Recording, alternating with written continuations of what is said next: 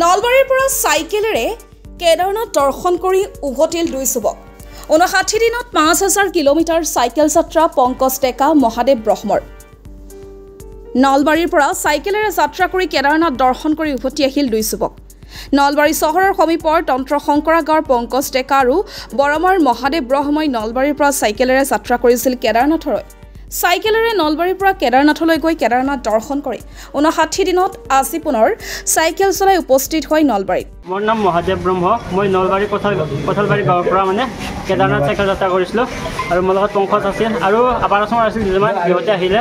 আৰু আমি আহোঁতে মানে মন্দিৰ দৰ্শন কৰি বাবা কেদাৰনাথৰ আশীৰ্বাদ লৈ হাৰিদ্বাৰৰ পৰা 25 লিটাৰ কৰি গংগাজল লৈ নগাঁও মহামৃত্যুঞ্জয় চাইকেল যাত্ৰা কৰি আছোঁ আৰু আজি নলবাৰী আহি পালোঁ নিজৰ আপোন জেগা বহুত বেছি ভাল লাগিছে সকলোকে লগ পাইছোঁ তো সকলোৱে আশীৰ্বাদ দিব আৰু আমাৰ যাত্ৰা সম্পূৰ্ণ হ'বলৈ মাত্ৰ এসপ্তাহ বাকী আছে তো সকলোৱে ছাপোৰ্ট কৰিব এতিয়া হৰ মহাদেৱ জয় বলে 5000 কিলোমিটাৰ চাইকেল চলাই আজি নলবাৰী শ্ৰী শ্ৰী হৰি মন্দিৰত উপস্থিত হৈ যুৱকটোৱে এই 59 দিনৰ দীঘলীয়া চাইকেল যাত্ৰাৰ বিষয়েও বৰ্ণনা কৰে যুৱকটোৱে হৰি মন্দিৰৰ পৰা চাইকেল চলাই আজি পুনৰ নগাঁও মৃত্যুঞ্জয় মন্দিৰলৈ ৰাওনা হ'ব যুৱকটোজন আজি আমি নলবাৰী তন্ত্ৰ শংকৰাৰ পৰা মই 25 মেত ওলাই গৈছিলোঁ কেদাৰনাথ অভিমুখে চাইকেল যাত্ৰা কৰিবলৈ আৰু সেই চাইকেল যাত্ৰাটো সফল কৰিছোঁ মই 45 দিনত আৰু ৰাম মন্দিৰো দৰ্শন কৰি গৈছিলোঁ যোৱাতে 15 দিন লাগিছিলে ৰাম মন্দিৰ পোৱাতে তাৰপিছত টোটেল আজি মই নলবাৰী আহি পোৱালৈকে 69 দিন হ'ল 2 মাহ 9 দিন হ'ল আৰু 2 মাহ 9 দিনত এতিয়ালৈকে যাত্ৰা সফল হোৱা নাই ইয়াৰ পৰা মই আকৌ মৃত্যুঞ্জয় মন্দিৰ যাম আৰু কেদাৰনাথ বাবাৰ আশীৰ্বাদ লৈ হৰিদ্বাৰৰ পৰা 25 লিটাৰ গংগাজল লৈ অসম নগাঁও মহামৃত্যুঞ্জয় মন্দিৰ অভিমুখে চাইকেল যাত্ৰা কৰি আছোঁ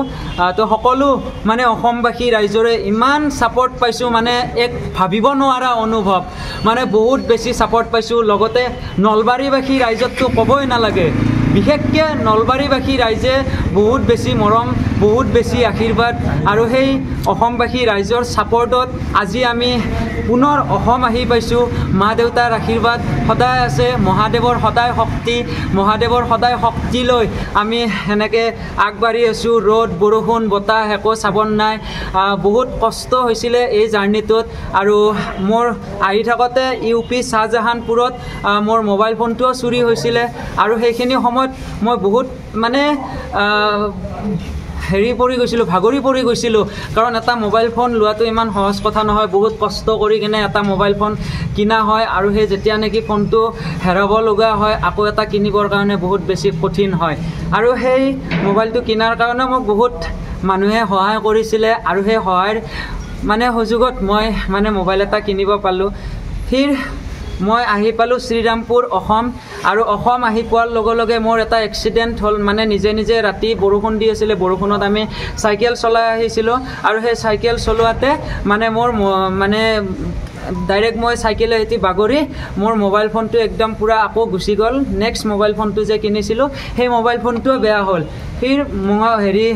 মানে কি বঙাইগাঁও আহি পালোঁ বঙাইগাঁও আহি পোৱাতে মোৰ মানে সম্পৰ্কীয় এজন পেহা তেওঁ মোক বহুতখিনি সহায় কৰিলে আৰু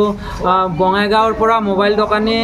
আকাশ দা তেখেতেও মোক বহুতখিনি সহায় কৰি আকৌ এটা মোবাইল ফোন কিনি দিলে আৰু সেই যাত্ৰাটোত আজি মই নলবাৰী আহি পাইছোঁ আজি মই বহুত বেছি হেপী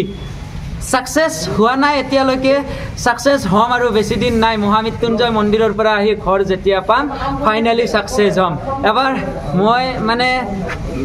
সকলোৰে অসমবাসী ৰাইজৰ কাৰণে ইমানখিনি যে আশীৰ্বাদ মানে কৰিছে সেই আশীৰ্বাদ অনুযায়ী 25 লিটাৰকৈ গংগাজল লৈ আহিছোঁ অসম নগাঁও মহামৃত্যুঞ্জয় মন্দিৰ শিৱলিংগত অৰ্পণ কৰিম হৰ হৰ মহাদেৱ ওম নমঃ শিৱায় বহুত বহুত ধন্যবাদ সকলো অসমবাসী ৰাইজকে